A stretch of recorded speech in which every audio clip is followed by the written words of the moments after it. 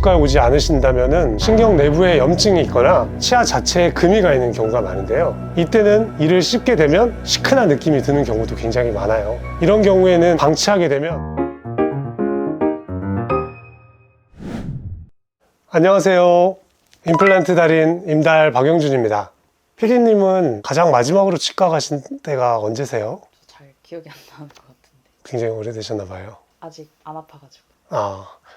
사실 많은 분들이 치과는 아프면 가는 곳이라고 생각하시는데 그럴 때는 정말 늦은 경우가 많습니다. 치과는 꼭 정기적으로 가시는 게 좋고요. 오히려 자주 치과에 가실수록 치료 비용도 그리고 아픈 것도 줄일 수가 있어요.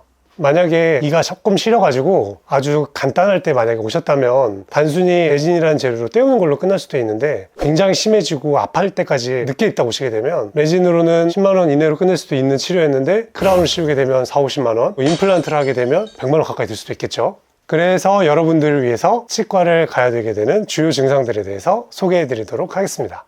첫 번째는 시린 증상입니다.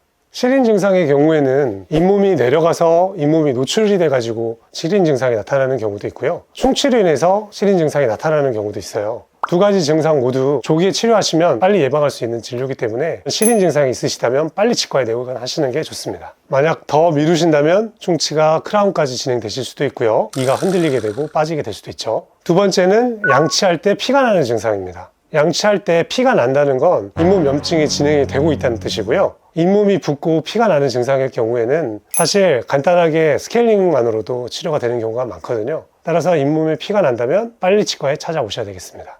세 번째는 식사할 때 이가 뻐근한 증상입니다. 이런 경우에는 신경 내부에 염증이 있거나 치아 자체에 금이 가 있는 경우가 많은데요. 이때는 이를 씹게 되면 시큰한 느낌이 드는 경우도 굉장히 많아요. 이런 경우에는 방치하게 되면 치아가 금이 가면서 완전히 쪼개지는 경우도 있기 때문에 빨리 오셔야 되는 급한 증상이라고 할 수 있습니다.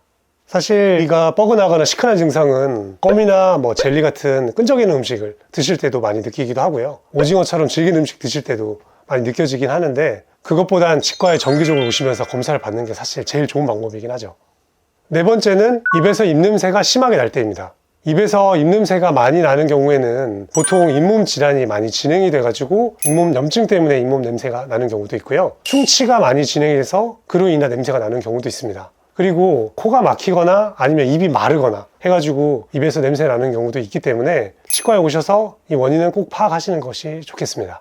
다섯 번째로 뜨겁고 차가운 곳에 시린 증상이 있는 경우인데요. 치아 내부에 있는 신경이 예민해지거나 염증이 생기게 되면 찬 음식을 먹었을 때 굉장히 시린 증상을 느끼게 되고요. 이런 증상이 점점 심해지면 그때는 뜨거운 음식을 먹었을 때도 통증을 느끼게 되세요. 만약에 치아 내부에 염증이 생기고 그 안에 있던 염증이 가스가 차게 되면 뜨거운 음식을 먹었을 때 그 가스가 팽창하게 되면서 통증을 느끼게 되는 원리인데요. 뜨거운 음식을 드실 때도 통증이 심해진다. 이때는 진짜 빨리 오셔야 됩니다.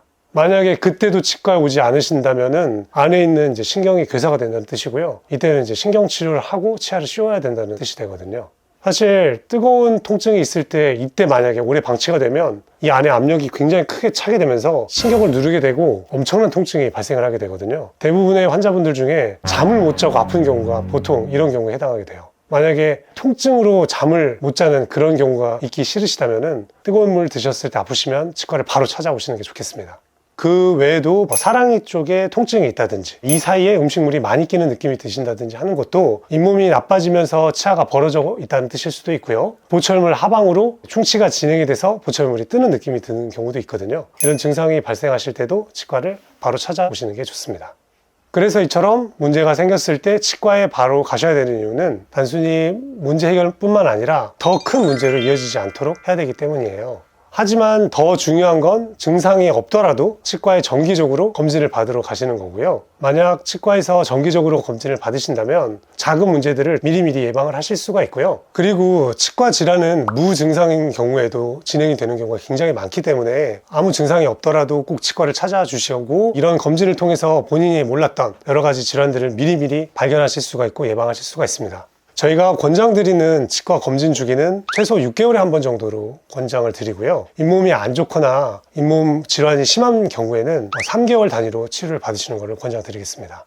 근데 이거 듣다 보니까 그냥 왠지 이빨이 아픈 것 같은 기분인데요. 끝나고 그럼 제가 검진해 드릴 테니까 한번 검진 받고 가세요. 치과는 더 늦기 전에 미리미리 가보셔야 되는 곳입니다. 증상이 없더라도 치과에 꼭 찾아보시고요. 혹시라도 찜찜한 곳이 있다면 꼭 치과 오셔서 검진 받아보시길 바라겠습니다. 이 영상이 도움이 되셨다면 구독과 좋아요 부탁드리고요. 다음에는 더 좋은 영상으로 찾아뵙도록 하겠습니다. 안녕히 계세요.